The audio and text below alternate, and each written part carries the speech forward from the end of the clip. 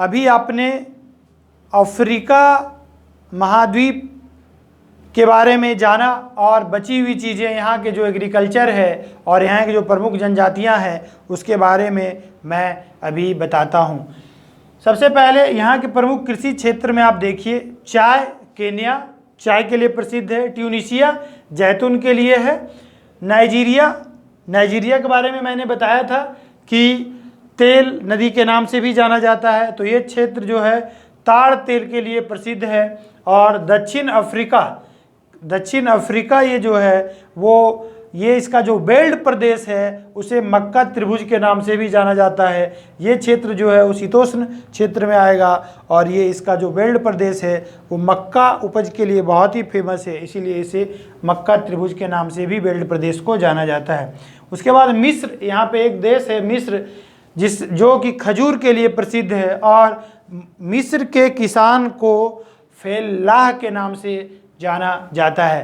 तो एग्रीकल्चर में इन चीज़ों को याद रखिएगा, जिन चीज़ों को मैंने यहाँ पे लिख दिया है, चाय केन्या, जैतून ट्यूनीशिया, नाइजीरिया ताड़ तेल के लिए, दक्षिण अफ्रीका मक्का त्रिभुज बेल्ट प्रदेश और मिस्र जो है वो खजूर के लिए वहाँ के किसान को फेल्लाह बोला जाता है। उसके बाद आइए प्रमुख जनजातियाँ, मैं पहले भी बता दिया था, 2 जनजाति के बारे में तो मैं पहले भी बताया था कि ये जो सहारा मरुस्थल है यहाँ पे बद्दू जनजाति पाई जाती है और ये जो कालाहारी है यहाँ पे बुशमैन जनजाति पाई जाती है। और ये जो कांगो बेसिन है, कांगो बेसिन का मतलब हुआ कि इस क्षेत्र में देखिए, क्षेत्र इसका विषुवत रेखा पे है, दिन भर में ये सूरज की किरणें डायरेक्ट पड़ती है तो गर्म होता है और वर्षा होती है। तो यहाँ के जो बेसिन है वहाँ पे एक जनजाति पाई जाती है जिसे कि पिग्मी या बंतू जनजाति बोला जाता है, इसके कांगो बेसिन क्षेत्र में पाया जाता है।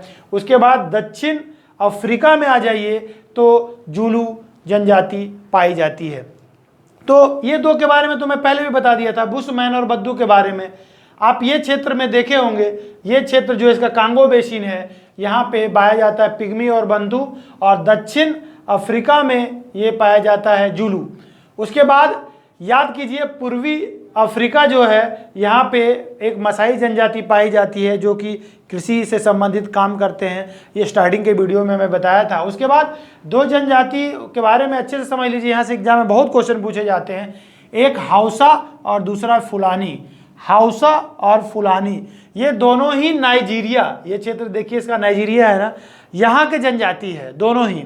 लेकिन हाउसा जो है, हाउसा वो कृषक है और ये फुलानी जो है वो पशुपालक है।